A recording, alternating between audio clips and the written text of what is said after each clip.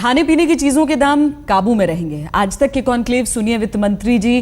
Budget आज तक में कुछ ऐसे ही दावे किए उपभोक्ता मामलों के मंत्री रामविलास पासवान ने। उनका यह भी दावा था कि दाम बढ़ते कम है, उसकी चर्चा ज्यादा होती है। कैसे मिलेगी रोजी रोटी? बहुत सारी बैठकें सरकार कर रही है। 17,000 से ज्यादा टन हमारे देश में बर्बाद हो जाता है, लोग फिर भी भूखे मरते हैं। ये विरासत है जो आपको मिली भी है। अभी मंत्री हैं, 1 महीने से कुछ ऊपर हुए हैं दिन, इसीलिए मैं ये नहीं कह सकती कि आपकी वजह से ये सब कुछ हो रहा है और वैसा तल्ख सवाल नहीं पूछूंगी, लेकिन विरासत में मिला है। ठीक कैसे होगा सब? अच्छे दिन कैसे आएंगे? हमने जो अभी तक अध्ययन किया है, ये बहुत ही चैलेंज, बहुत ही इतना बड़ा टास्क है कि मैं कह नहीं सकता हूं। मैं अभी परसों गया हुआ था छत्तीसगढ़, उसके पहले गया मध्य प्रदेश, फिर उसके बाद कलकत्ता गया, फिर राजस्थान भी गए। सब जगह हम लोग दौरा कर रहे हैं और मैं 2-3 बातें आपसे कहना चाहूँगा। एक तो है प्रोडक्शन है, तो प्रोडक्शन में हमारे यहाँ कोई चीज़ की कमी जो है नहीं है। सबसे बड़ा मामला प्याज का है। अब प्याज का जो हमारे यहाँ प्रोडक्शन है वो 2012-13 में 168 लाख टन था, 168 लाख टन मैट्रिक टन, और 2013-14 में 193 लाख टन हुआ। आलू का उत्पादन 2012-13 में 453 लाख टन था और 2013-14 में 464 लाख टन हो गया। चीनी का उत्पादन जो है करीब करीब बराबर ही रहा, 237 लाख के टन के आसपास रहा। उसके बाद गेहूं का उत्पादन जो है, खैर उसमें क्राइसिस नहीं है, 960 लाख टन जो है वो है, और चावल का उत्पादन जो है 1062 लाख टन है। तो हमारे पास में कमी नहीं है किसी चीज की, लेकिन उसके बावजूद भी जो पिछले 1-2 महीने में जिस तरीके से दाम में उतार चढ़ाव हुए हैं, अब जैसे हमारे पास में राइस का है, राइस में तो खैर कोई बात नहीं है, उसमें कोई ज्यादा नहीं वृद्धि हुई है। उड़द के दाल में किसी चीज में कमी कोई नहीं है, फिर कमी रह कहां जा रही है? हाँ, वही हमने कहा। तो एक जो सबसे बड़ी जो हमारे सामने में है वो है कि हमारे पास में एक तो स्टॉक की ठीक से व्यवस्था नहीं है। सही मामले में हम पूछें, अब जैसे मैं एक एग्जाम्पल देता हूं, जैसे प्याज है। अब प्याज को आप ले लें या आलू को ले लें तो हर स्टेट में पाबंदी लगी हुई है। अब जैसे मानते हैं, सपोज कर लीजिए कि प्याज यदि हरियाणा में प्याज है या राजस्थान में प्याज है या उधर जो है कहते हैं कि महाराष्ट्र में प्याज है। अब महाराष्ट्र में प्याज है या पंजाब में भी है, तो पंजाब के किसान को इतनी आज़ादी नहीं है कि वो ला करके दिल्ली के मार्केट में सीधे बेच सके। उसको जाकर के मंडी में पहले बेचना पड़ता है, और यदि मंडी में उनका एक कॉकस बना हुआ है, उस कॉकस में यदि मान लेते हैं कि वो 6 रुपये किलो बेचता है, तो वो 6 रुपये किलो किसान को मिलता है और यहाँ आकर के 18-20 रुपये किलो होता है, मिलता है।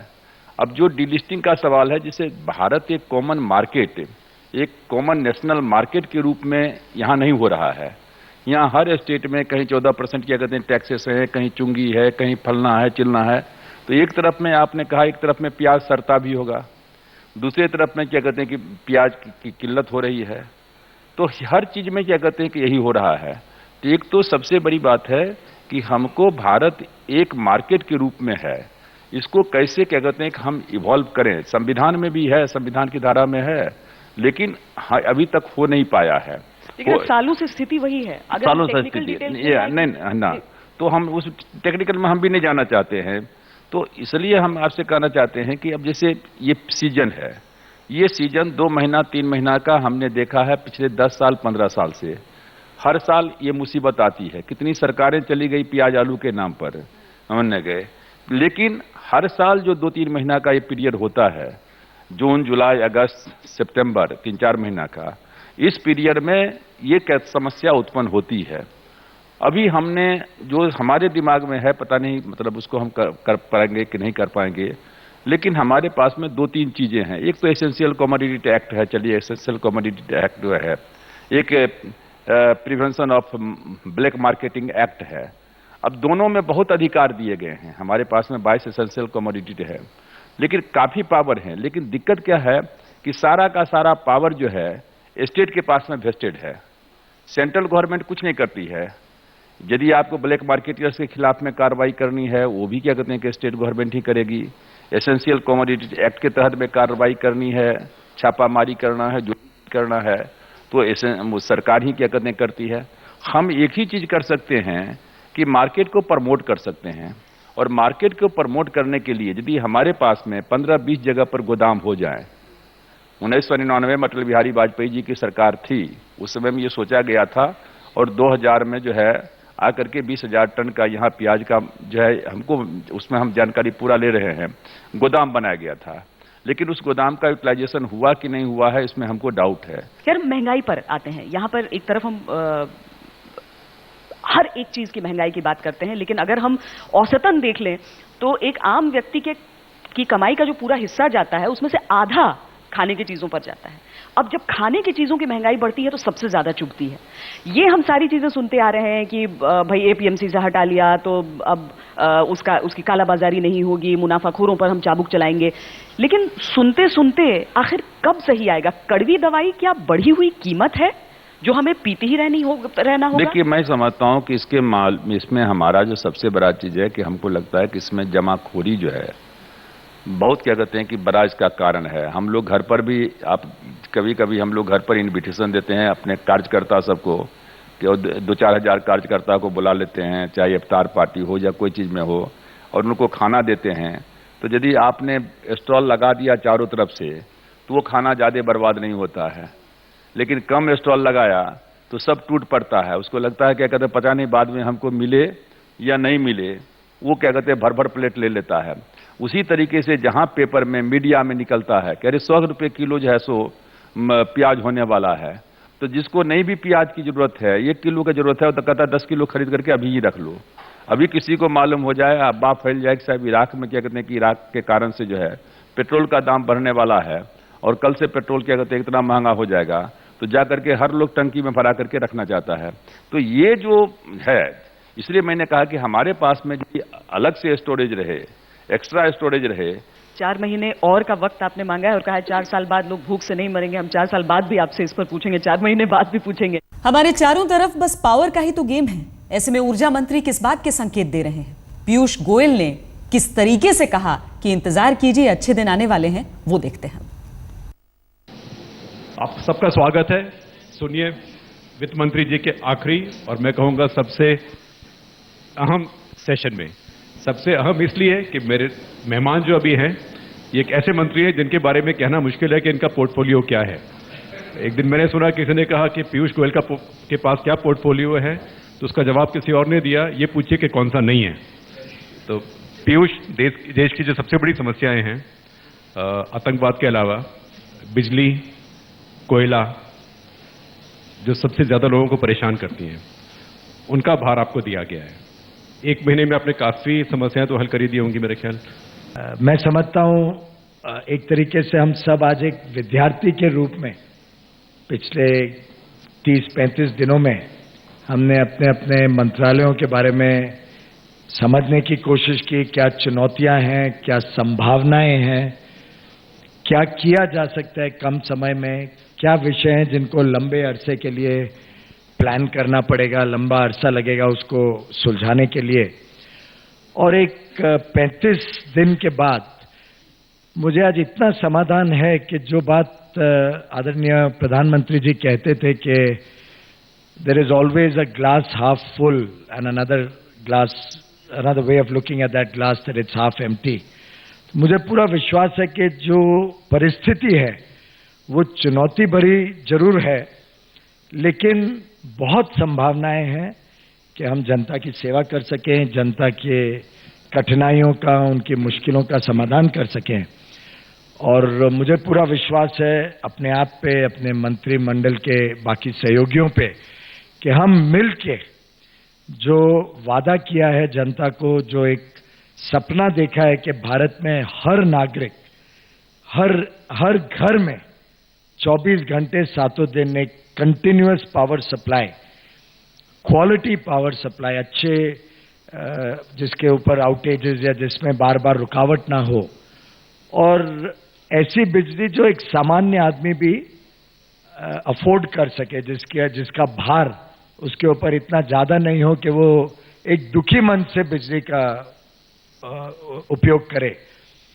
ऐसी बिजली की व्यवस्था देश भर में बने और उसके साथ संबंधित जो भी निर्णय लेने हैं, जो भी कदम उठाने हैं, उसके लिए हम वचनबद्ध हैं। मैं पर्सनली कमिटेड हूं उस चीज के लिए। या देखिए ग्लास हाफ फुल है हाफ एम्प्टी है, कि ग्लास आधा भरा हुआ है आधा खाली है। लेकिन जो आपके सेक्टर है बिजली और कोयला, इसमें क्या गड़बड़ है जिससे कि ग्लास आधा खाली लगता है? अगर मैं गत कुछ वर्षों की परिस्थिति पे थोड़ा सा आपका ध्यान फिर से आकर्षित करूं, जो लगभग आप सभी पूरी तरीके से अवगत हैं उससे, तो 2-3 चीजें हुई प्रमुखता जिसकी वजह से आज कठिनाई इतनी गहरी हो गई है। कोयला जो एक फ्यूल है पावर प्लांट्स को चलाने के लिए, सबसे ज्यादा प्रमुख थर्मल कैपेसिटी है भारत में बिजली का निर्माण जो करती है। कोयले विभाग में 2009 तक 6, 7, 8 इतनी वृद्धि हर वर्ष होती थी, और लगभग जितनी जनरेटिंग कैपेसिटी बढ़ती थी उतना ही कोयला बढ़ता था, and it was a slow and steady progress. जब भी विकास का सवाल उठता है तो साथ में एक और सवाल होता है कि क्या प्रकृति और विकास का तालमेल हो सकता है? प्रकाश जावड़ेकर ने इन सवालों के जवाब कैसे दिए वो भी सुनाते हैं आपको। आपसे पहले जो मंत्री आए, एक गो नो गो हुए, दूसरे जयंती टैक्स के लिए जानी गई। प्रकाश जावड़ेकर क्या लेकर आए? हम तो विकास और पर्यावरण की रक्षा दोनों साथ साथ लाने वाले हैं, क्योंकि मैं मानता हूं कि पर्यावरण के रक्षा के बिना विकास संभव नहीं है और विकास के बिना पर्यावरण की रक्षा भी संभव नहीं है। So my slogan is development without destruction. हम भारत माता कहते, पृथ्वी को वसुंधरा कहते, तो माता का शोषण नहीं होता है और माता अपने बच्चों का भी पोषण करती है। तो इसलिए बिल्कुल वसुंधरा की रक्षा, पर्यावरण की रक्षा ये एक प्रमुख है, और उसके साथ साथ विकास भी अवरोध नहीं होना चाहिए। मैं ब्लेम गेम में नहीं जाना चाहता हूं, कितनी फाइलें पड़ी रही, क्यों रही, लेकिन एक उदाहरण बताऊं। कारवार में नेवी का हब स्ट्रैटेजिकली इंपॉर्टेंट है। मुंबई से अलग वो बनाना चाहते, 10 साल की पहली योजना थी, और कारवार में वहां अपनी 50 युद्ध नौकाएं रहेगी, एक एयरक्राफ्ट कैरियर रहेगा, पनडुबिया रहेगी, एक बड़ी कॉलोनी बनेगी, एक it's an alternative strategical hub on the western पश्चिम तट पे वो होगा। अब इसकी फाइल 3 साल रुके तो बड़ा दुख होता है। हमने 30 मिनट चर्चा की और 3 मिनट में हमने निर्णय लिया, साइन किया, और वो प्रोजेक्ट। यही दिक्कत लग रही है कि नहीं, ये दिक्कत नहीं है, नहीं, बिल्कुल नहीं, पारदर्शिता कम है। बिल्कुल पारदर्शिता है, नहीं तो फिर मैं बोलता ही नहीं कि क्या होता। वेस्टर्न घाट की बात की है। नहीं, वेस्टर्न घाट में हमने कुछ नहीं किया। वेस्टर्न घाट में हमने ये सैटेलाइट सर्वे पर काम हुआ था, गाडगिल कमेटी का और कस्तूररंगन दोनों विशेषज्ञ हैं, दोनों के लिए हमारे मन में पूरा आदर है। अब वहां की ग्राउंड ट्रूथिंग है, वो एक प्रोसेस है, वो भी उन्होंने सुझाव दिया है कि ग्राउंड ट्रूथिंग होना चाहिए। तो हमने राज्यों को कहा है कि 2-3 महीने में ग्राउंड ट्रूथिंग करो, और जिन गांवों पर बाधित होने वाले हैं, लोकतंत्र का तकाजा है कि मैं उनकी आवाज भी सुनूं। तो इसको कोई कहेगा कि हमने कोई उल्टा तो काम किया नहीं। हम बिल्कुल पर्यावरण की रक्षा करेंगे, वो हमारा फोकस है। और हम जो बेवजह, अब मैं चीन की सड़कें देखता हूं बॉर्डर पे, मैं डिफेंस सलाहकार समिति में था, डिफेंस के स्टैंडिंग कमेटी में था, हमने चीन के बॉर्डर रोड्स देखे, बहुत अच्छे, हमारे क्यों नहीं? तो छोटी छोटी चीजों के लिए फाइल को यहां आना पड़ता है। हमने निर्णय लिया कि बॉर्डर रोड्स ये प्राथमिकता है, देश बचेगा तो पर्यावरण बचेगा। मनीष जी, कहीं पर यह बात खटकती है कि जो छवि बिगड़ी पर्यावरण मंत्रालय की, जिसे स्पीड ब्रेकर मंत्रालय, जिसे अवरोध खड़ा करने के लिए जिस मंत्रालय को कहा गया, वो आपके कार्यकाल में हुई। लेकिन साथ ही जब हम आंकड़ों को भी देखते हैं तो लगता है कि एनवायरमेंटल क्लियरेंसेस के लिए जो फाइल्स जाती थी उनमें से 98-99% क्लियर हो गए, ऐसा नहीं था कि कुछ बचा रह गया था। तो क्या ये एक मानसिकता सी हो गई है कि अगर बजट हरा भरा होगा, अगर जो फाइनेंशियल पॉलिसी हमारी हरी भरी होगी तो गलत होगी। कहीं पर सिर्फ यही है जो विकास में अवरोध डालता है और कुछ नहीं। जहां तक आपके सवाल का संबंध है, देखिए ये बात बिल्कुल सही है कि बहुत सारे जो प्रोजेक्ट्स थे वो क्लियर हुए और जो प्रोजेक्ट्स रुके भी हुए थे उनको फास्ट ट्रैक करने के लिए कैबिनेट कमेटी और इन्वेस्टमेंट्स बनी और कैबिनेट कमेटी और इन्वेस्टमेंट्स जिसमें मुझे भाग लेने का मौका मिला, उसकी प्राथमिकता यही थी कि जो इन्वायरमेंटल क्लियरेंसेज हैं, जो ब्लॉकेजेस हैं, उनको किस तरह से हटाया जाए। पर अधिकतर ये भी पाया गया कि जो इन्वायरमेंटल क्लियरेंसेज हैं वो सिर्फ केंद्र सरकार की तरफ से नहीं रुकी हुई थी, जो राज्य सरकारें हैं, राज्य सरकारें भी बहुत लंबा समय लगाती हैं जो इन्वायरमेंट इम्पैक्ट असेसमेंट है, उसके बाद जो बाकी क्लियरेंसेस देने की सारी परियोजना है। तो इसलिए अगर एनडीए की सरकार या बीजेपी की सरकार एक समन्वय बना के चलेगी प्रदेश सरकारों के साथ, तो शायद जो ये काम करना चाहते हैं कि उसको फास्ट ट्रैक करना चाहते हैं, उसमें इनको सहूलत मिलेगी। बहुत बहुत धन्यवाद। यही मैंने कहा, कंस्ट्रक्टिव रोल ऑफ अपोजिशन क्या हो। Thank you Manish.